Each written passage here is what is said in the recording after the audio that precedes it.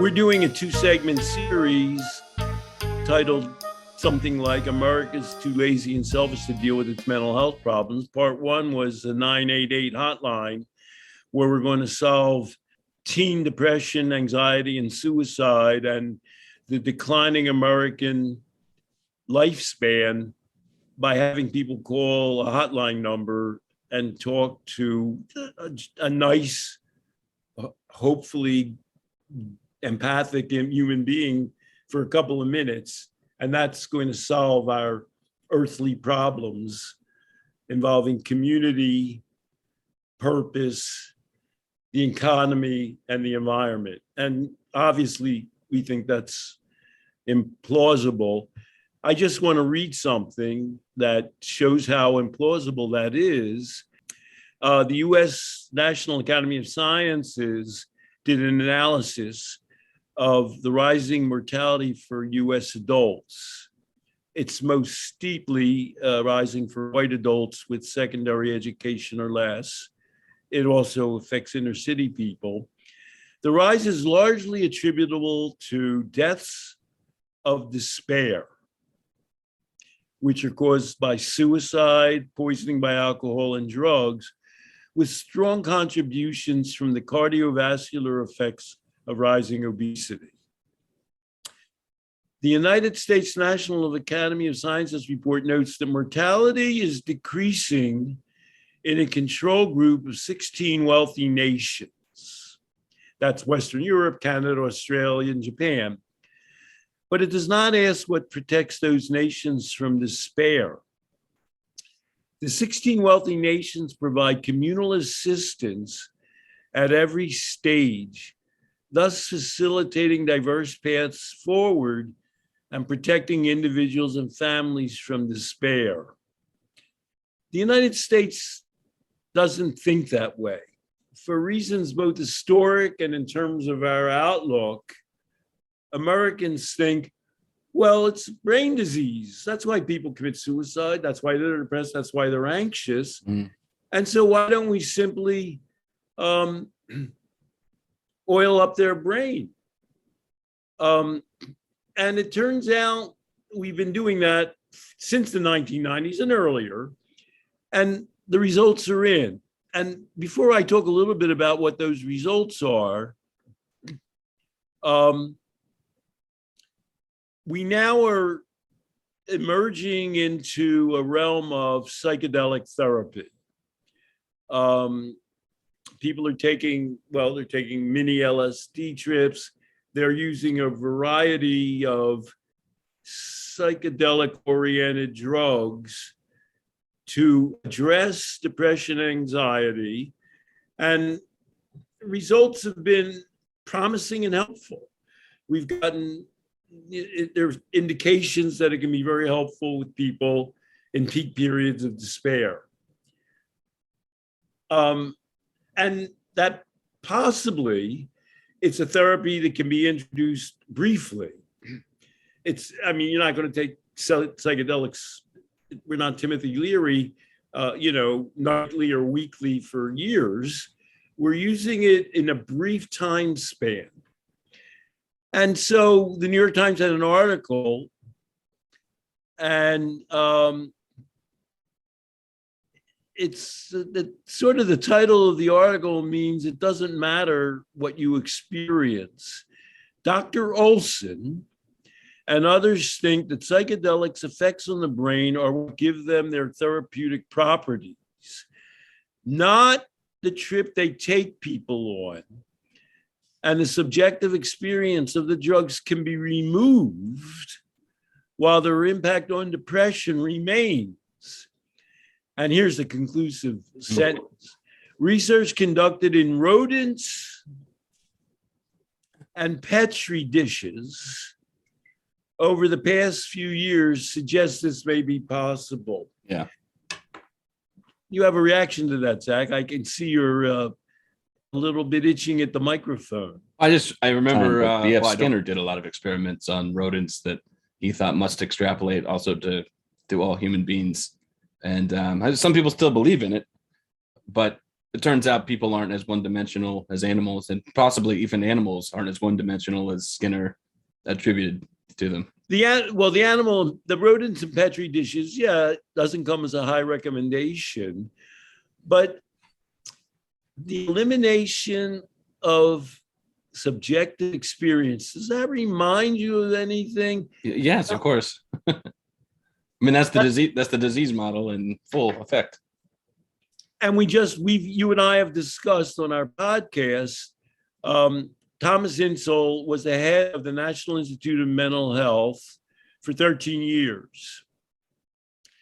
And then he retired in 2017, and he wrote a memoir. And the New York Times described it this way: the nation's psychiatrists take stock with frustration.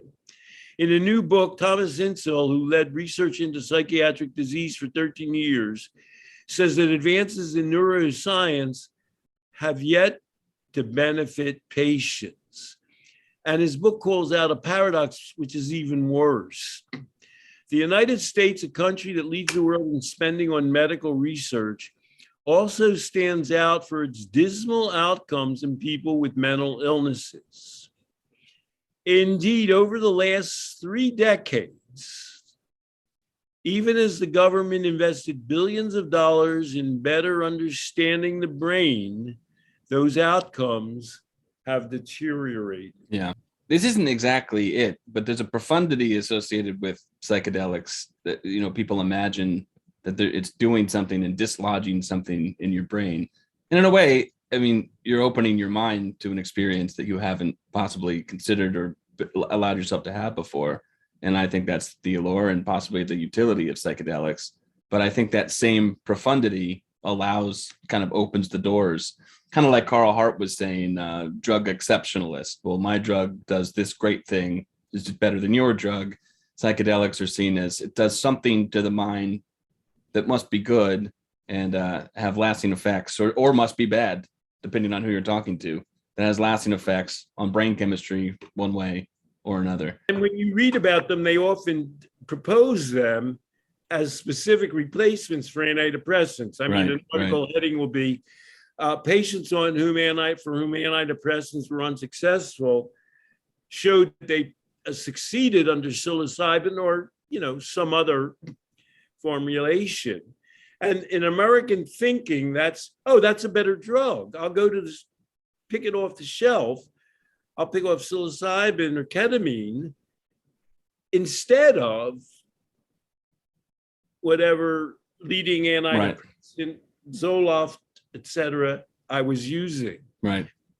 And they've totally missed the message. And ironically, a lot of this this was a movement that was happening, but a best-selling kind of older than middle-aged, middle-class person named Michael Pollan wrote a bestseller called How to Change Your Mind.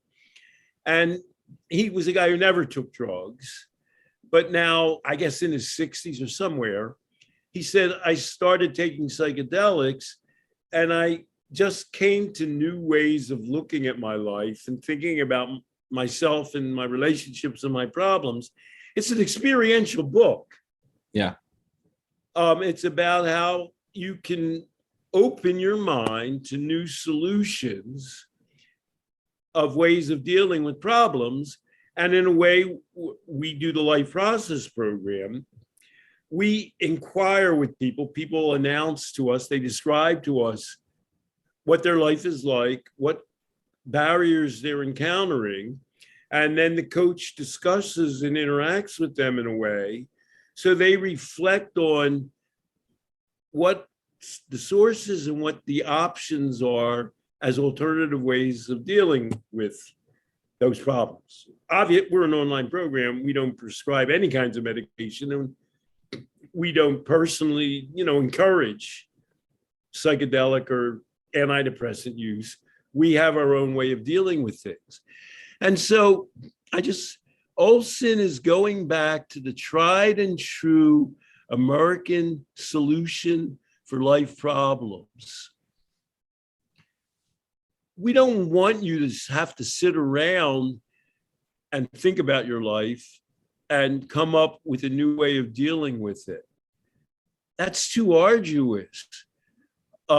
We certainly, in America, are not going to make any kind of effort to improve your life. We're not going to be able to.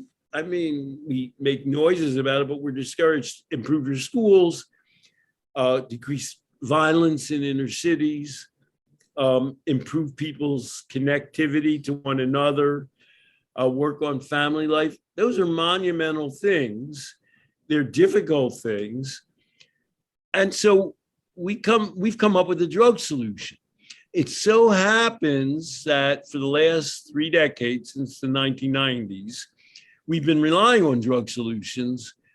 We've been relying on the wrong drugs. We've got better drugs, ketamine and psilocybin, for goodness sake.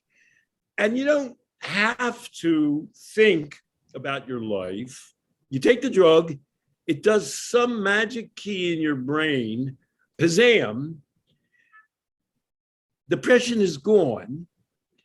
You don't have to either reflect on what it is that was impacting your life to make it depressive, or even really think about, what am I going to do differently in my life? How am I going to adopt a purpose in life? How am I going to find a way of relating to other people? How am I going to become a member of my community? All of those effortful things, which require self-exploration on the one hand, practical steps on the other, and engagement with other human beings, forget all that. You don't need to do that. And we're then returned to the reductive fallacy, which Thomas Insel was the embodiment of for 20 years. We said, mental illness and addiction are, and which Norvolko at the NIDA still says, mental illness and addiction are brain diseases. All we have to do is inject something or impact the brain chemistry in some mysterious way that we haven't yet encountered, and we can eliminate your mental illness or your addiction. Now, we're in favor of sort of a laissez-faire. We're like libertarian on this issue in a way. People taking the substances that they want to take for reasons that they can articulate or understand for benefit. We're all in favor of that. Okay, you like to feed me questions sometimes that you already have an answer to, but you want to hear me say it. I'm going to turn the tables on you. Very practical example. And it got me thinking while you were talking about this. So I'm a musician, and I used to play for, the crowds I used to play for were like hundreds, sometimes even thousands of people. So the idea of going and mingling with the crowd out front of the stage is that was kind of nonsense. It'd be weird to do it almost. Now I still play, but they're not these big shows. I'm not playing at big venues anymore. I'm playing more at bars and nightclubs, and a lot of times my family and friends will come down. This has been the last 3-4 years, 5 years maybe. And I still have this habit of being antisocial after I play. I'm sort of in it. And so when I stop playing, even though I have family and friends that would like to talk to me, I would go to the green room and I would get teased for it. And people would say, what's going on? What do you have, groupies in there or something? And I wanted to, I realized I was doing it. This is a few years ago. And I thought, well, how can I make myself, I would like to make myself more talkative. It's just kind of hard to get myself out of that zone where I'm playing music. I started having a shot and a beer, and it was all the alcohol I drank all night, but I would have it as soon as I started playing. And for some reason that helped me. I had the idea that it was going to help with this. With that, I was a little bit loosened up, and I would always go socialize with people after I played. That sounds trivial, but I don't have the shot and the beer anymore, and I'm still able to go, sometimes I do, I guess, but I don't need it. It's not something I'm relying on to make me more social. All of that being said, why do you think it is that the shot and the beer help me be more social?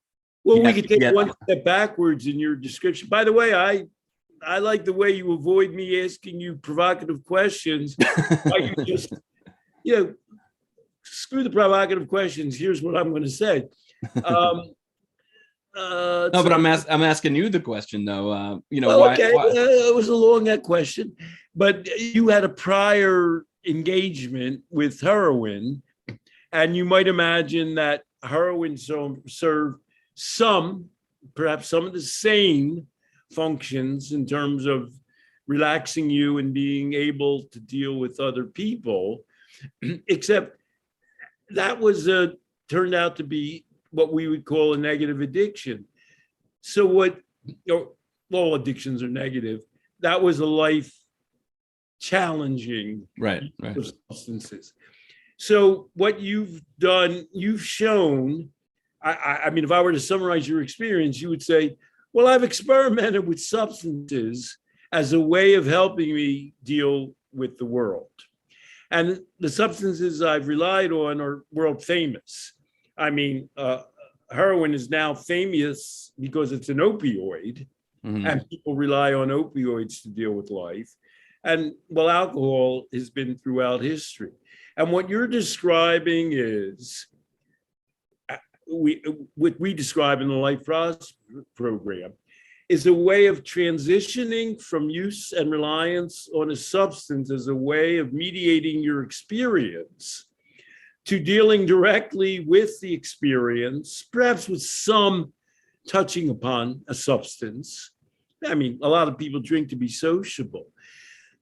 In our view, both in your life experience and in our approach to the Life Process program, we never say, oh, this substance, whether it's regarded as an addictive substance or a therapeutic substance, heroin or addictive drug, painkiller versus therapeutic drug, anti-anxiety drug or antidepressant. And that's the solution. We always view it as a transitional or a vehicle, as offering insight and a path towards self-regulation and self-engagement in the world. And what Olson with psychedelics and with what Incel with neuropsychiatric drugs were both proposing in a strange way was what at one point in your life you were more inclined to do addictively with drugs.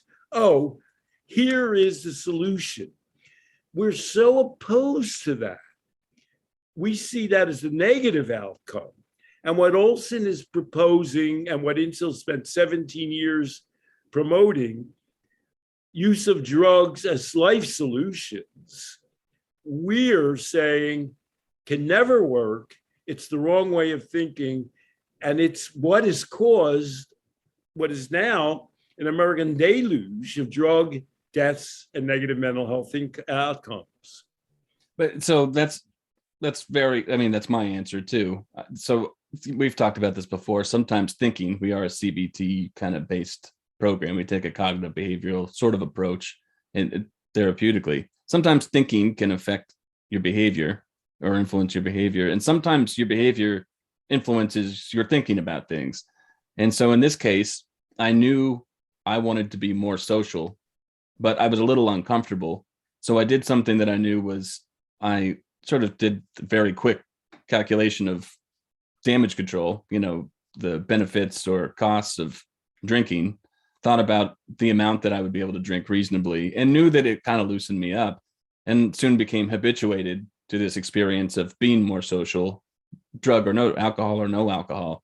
And that is how I want to tie it into. That's our framework. You can use drugs as a utility, but the idea that drugs are some sort of a, button that you push that rewires yourself for some reason, for, no other reason except the drug is doing it, is absolutely backwards. And as you say, it just can't possibly work. That will never work. And I want to recall one other comment you've made to close out this section. We're libertarian and permissive about the drugs that people rely on, because you can evaluate yourself, and we help people do that in LPP, whether a person's reliance on a substance is more positive or more addictive. And you're saying we don't rule out any substance for its potential positive effects or its negative effects. We don't say, oh my God, you're drinking to be social. We ask, well, how is that working for you in both terms of possible negatives and in terms of positives? So that's our approach to harm reduction, which is life enhancement with and without drugs, but always with purpose, engagement, and basic life values. You tied it up perfectly. Thank you, Stanton. Good talking to you, Zach. Bye now.